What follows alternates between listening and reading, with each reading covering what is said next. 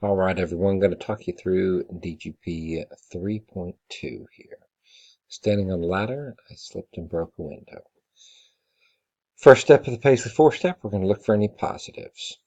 We've got ladder, I, and window underlined. Those are our nouns and pronouns, hopefully.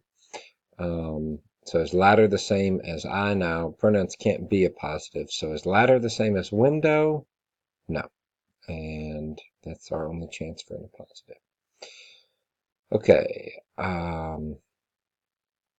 Step 2, we're going to identify objects of the preposition. We've only got one preposition in this word, and that is on. On what? On ladder. So that's going to be your OP.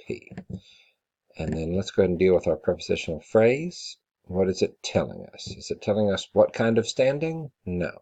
It's telling us where. So that is going to make it a adverbial prep phrase. All right. We're going to go on to step 3 of the Paisley 4-step. Who or what is doing the verb? Who slipped? I. Who broke? I. So I is functioning as the subject of both these verbs, and that's a special situation that we'll talk about later on, but pay close attention to it. So I is your subject, and then step 4, subject verb what? I slipped what?